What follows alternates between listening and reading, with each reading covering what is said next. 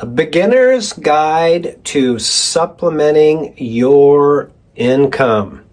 Brian Terrian here, putting this video together because I'm feeling it here at the Disability Digest in today's environment. There's a lot of uncertainty about what is going to happen with Social Security disability, Social Security benefits. Plus cost of inflation, all that. Maybe that I fully expect that's what's fueling the questions.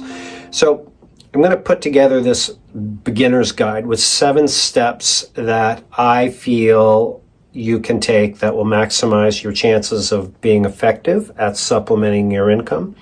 And I share this from this perspective. Here at the Disability Digest, a significant portion of our staff has been disability recipients since 2007. So I know from working with individuals, like an idea of what works and what doesn't work. And of course, there's no one size fits all. So what I'm going to share with you is general information to help people succeed. And plus, with the people that we serve, there's almost 200,000 members here at the Disability Digest now.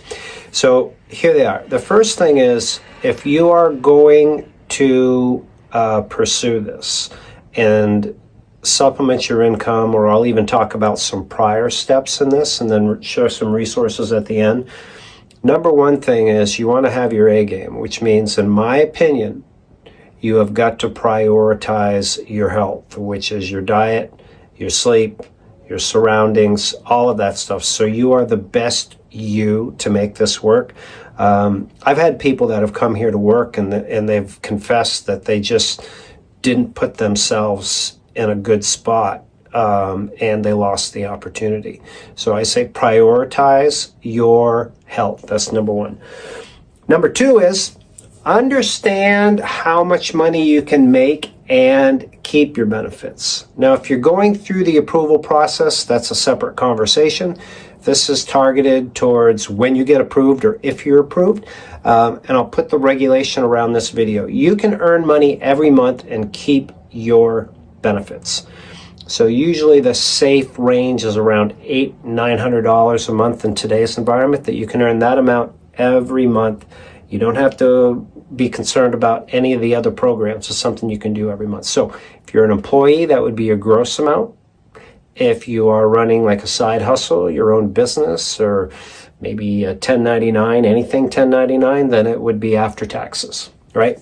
So the next thing is, I am a big proponent of contacting your vocational rehabilitation office and getting an evaluation by a benefit planner. This might take you some time. There's no charge for it, and it may be totally bogus, but usually there's value there, that they'll give you an assessment of what they believe you could do and could not do. In addition to that, they could help upskill you into things that maybe they feel that you need to become more proficient at. And I've also learned and found that they provide resources, and that could be training, that could be hard goods.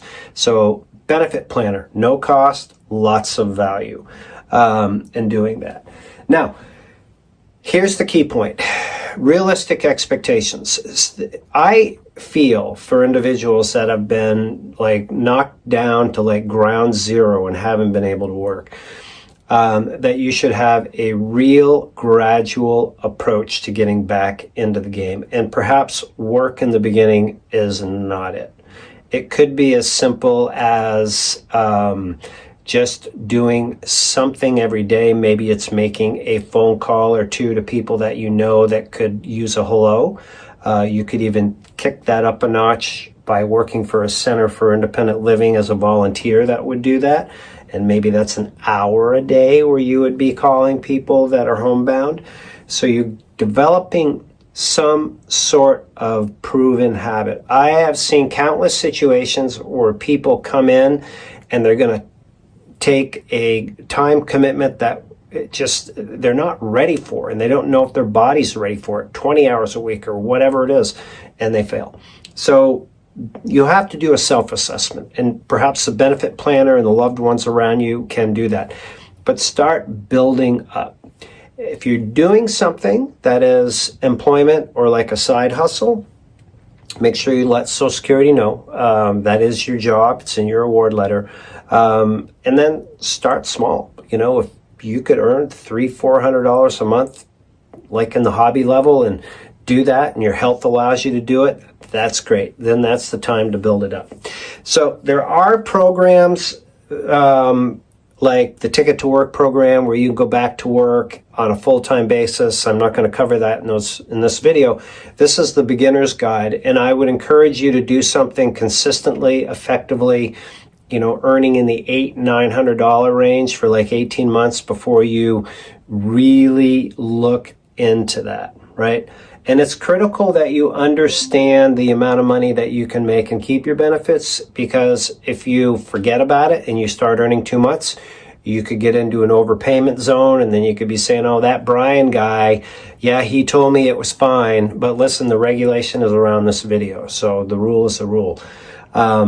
Few things to keep in mind: if you're earning income, and you're a disability recipient, you are subject to these guidelines. But if you reach full retirement age, which like for most now it's like 67, then you're outside of the disability environment and you're just subject to the regular Social Security retirement. So you can increase your earnings significantly. Last thing is, I'll put a link around this video as well that will give you insights into what others have done that are members here. Maybe they're travel agents, they've built a website, they've started a YouTube channel, they've worked here. By the way, we do have positions and openings here at the Disability Digest.